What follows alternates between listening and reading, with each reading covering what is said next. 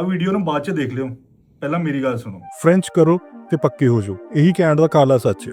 ਫਰਜ਼ ਕਰ ਲਓ ਤੁਸੀਂ ਹੁਣ 25 ਸਾਲਾਂ ਦੇ ਹੋ ਤੇ ਪਿਛਲੇ 22 ਸਾਲਾਂ ਤੋਂ ਤੁਸੀਂ ਅੰਗਰੇਜ਼ੀ ਪੜ੍ਹ ਰਹੇ ਹੋ, ਫਿਰ ਵੀ ਤੁਹਾਡੇ 9 ਬੈਂਡ ਨਹੀਂ ਆ ਰਹੇ। ਪਰ ਤੁਹਾਨੂੰ ਕੀ ਲੱਗਦਾ ਆ ਕਿ 6 ਮਹੀਨੇ ਸਾਲ ਫ੍ਰੈਂਚ ਪੜ੍ਹ ਕੇ ਤੁਸੀਂ CLB 7 ਸਕੋਰ ਕਰ ਲਓਗੇ? ਫਾਈਨਲੀ ਕਿਸੇ ਨੇ ਪਾਰਲੀਮੈਂਟ 'ਚ ਇਹ ਮੁੱਦੇ ਨੂੰ ਚੱਕਿਆ। Over 80% of those who became permanent residents in the Francophone category of express entry in 2024 did not reside in Canada. They were overseas. No work experience in Canada, no Canadian education, no job offers, people who've never even paid a dime in taxes here. ਜਿਹੜੇ ਬੰਦੇ ਜਿਨ੍ਹਾਂ ਨੂੰ ਸਿਰਫ French ਆਉਂਦੀ ਹੈ, ਜਿਨ੍ਹਾਂ ਨੇ ਨਾ ਹੀ ਇੱਥੇ $1 ਟੈਕਸ ਪੇ ਕੀਤਾ, ਨਾ ਇੱਥੇ ਪੜ੍ਹਾਈ ਕੀਤੀ, ਨਾ ਕੋਈ ਵੀ ਕੰਟਰੀਬਿਊਸ਼ਨ ਕੀਤਾ ਇਸ ਜ਼ਮੀਨ ਲਈ, ਇਸ ਕੈਨੇਡਾ ਦੇ ਮੁਲਕ ਲਈ, ਉਹਨਾਂ ਨੂੰ ਤੁਸੀਂ PR ਦੇਈ ਜਾ ਰਹੇ ਹੋ। ਪਰ ਜਿਹੜੇ ਬੱਚਿਆਂ ਨੇ ਇੱਥੇ ਹਾਰਡ ਵਰਕ ਕੀਤਾ, ਕੋਵਿਡ ਦੇ ਵਿੱਚ ਕੰਮ ਕੀਤਾ, ਉਹਨਾਂ ਦੇ ਲਈ ਕੁਝ ਵੀ ਨਹੀਂ। ਸੋ ਅੱਜ ਬਹੁਤ ਖੁਸ਼ੀ ਦੀ ਗੱਲ ਆ ਕਿਸੇ ਨੇ ਪਾਰਲੀਮੈਂਟ 'ਚ ਇਸ ਮੁੱਦੇ ਨੂੰ ਚੱਕਿਆ। ਹੁਣ ਤੁਸੀਂ ਦੱਸੋ ਤੁਹਾਡੇ ਇਹਦੇ ਬਾਰੇ ਕੀ ਖਿਆਲ ਹੈ?